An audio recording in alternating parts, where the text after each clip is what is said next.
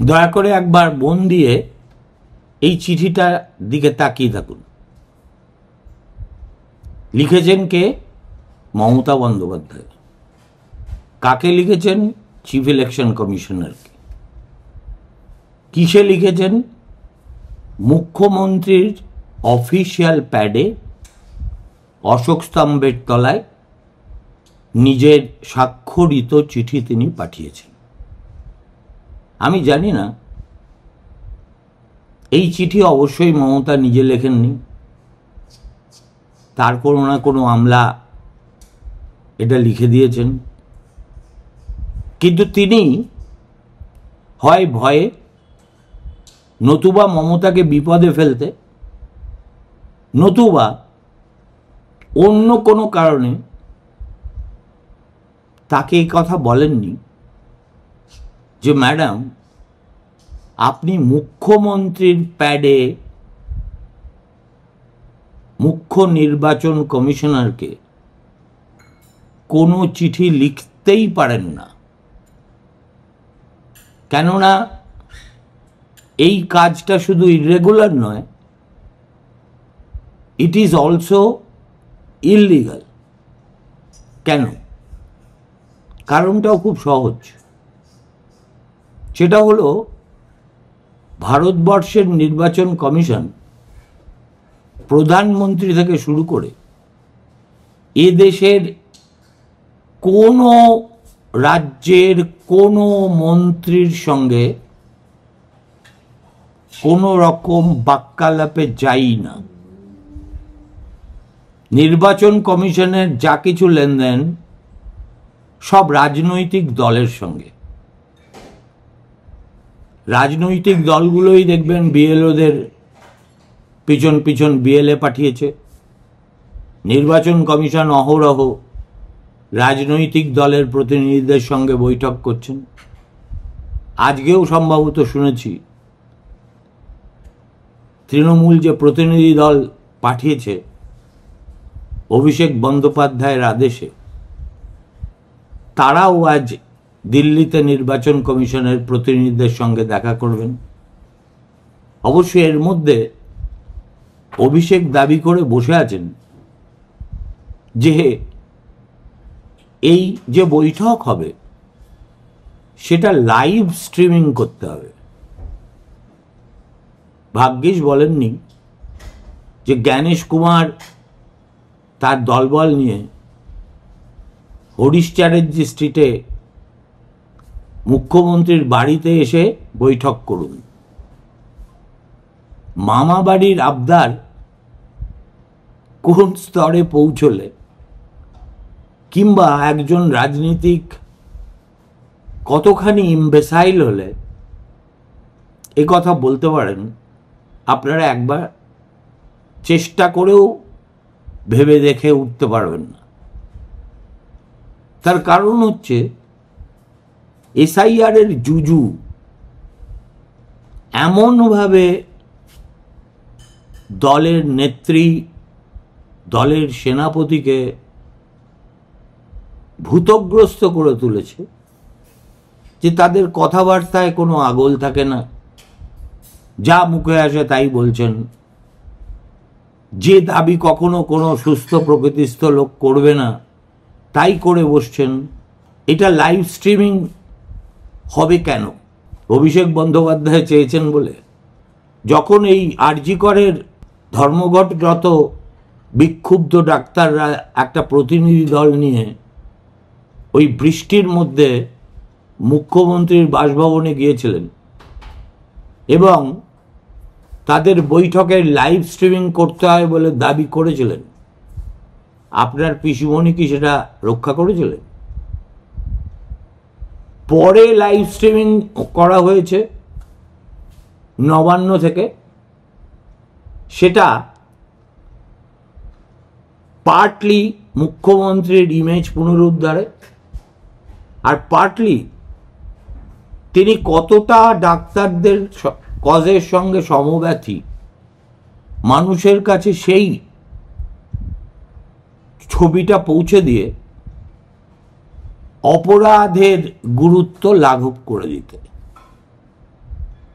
আপনার পিসিমা যে কাজ করেন না, ভারতবর্ষের নির্বাচন কমিশনার কোন দুঃখে সেটা করবেন বলুন তো।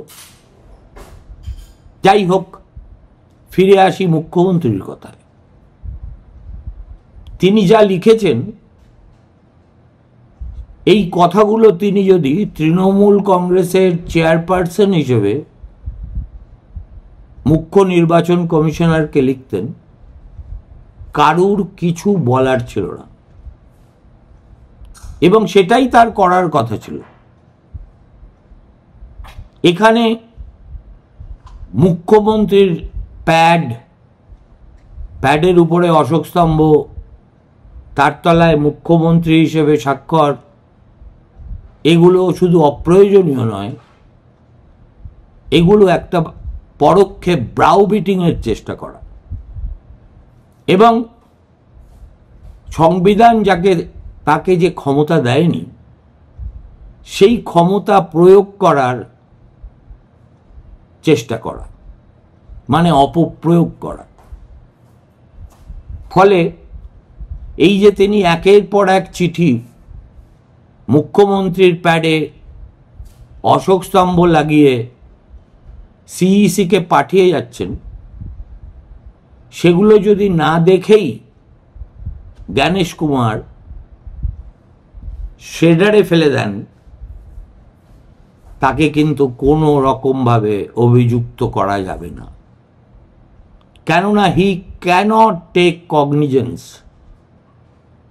of any letter written by any minister anywhere, including Prime Minister of India. আর একবার যদি তিনি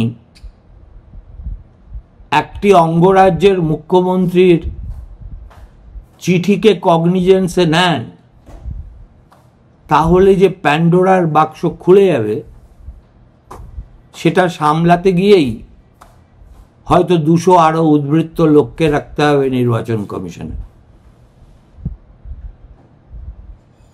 এর চাইতেও যেটা আমার কাছে বিস্ময়কর লাগে, যে মুখ্যমন্ত্রী নাও জানতে পারে। আর তাছাড়া তার এখন যেরকম হাত পা থরথর করে কাঁপছে, তাতে হয়তো ঠিক সময়ে ঠিক বুদ্ধিটা তার মাথায় খেলছে না, সেটা একটা মানবিক ব্যাপার। কিন্তু এই যে এতগুলো উপদেষ্টা অবসরের পরেও নবান্নে বা বিভিন্ন জায়গায় বসে অনবরত ছড়ি ঘুরিয়ে যাচ্ছেন, লক্ষ লক্ষ টাকা বেতন পাচ্ছেন আমার আপনার করের ট্যাক্সে পয়সায়, কি করেন তারা, কি উপদেশ দেন, সেই উপদেশ কতটা কার্যকর হয়, এর কোনো অ্যাকাউন্টেবিলিটি নেই। তারা আছেন কি করতে? মনোজপন্থী বা আছেন কি করতে? যদি তারা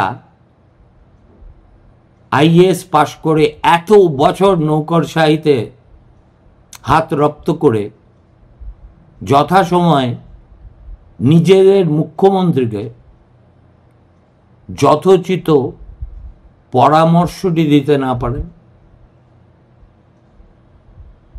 এটা কি তাদের অকর্মণ্যতা, নাকি দিদির ভয়ে তারাও ত্রস্ত, নাকি চাকরি বাঁচানোর জন্য বিশেষ করে সুপারঅ্যানুয়েটেড অফিসাররা তারা এইসব অপ্রীতিকর ঘটনা এড়িয়ে যাচ্ছে? মমতা বন্দ্যোপাধ্যায় হয়তো জানেন না, তার যে মুখ্য সচিব এখন একেবারে অনুগত দাসানুদাসের মতো আচরণ করছেন। তিনি কিন্তু তার কার্যকালের মেয়াদ আরো 6 মাস বাড়ানোর জন্য দিল্লিতে এমন সব লোকের সঙ্গে যোগাযোগ করছেন বা করার চেষ্টা করছেন, আপনি ঠিক তাদের বিরুদ্ধেই রোজ কামান দাগছেন।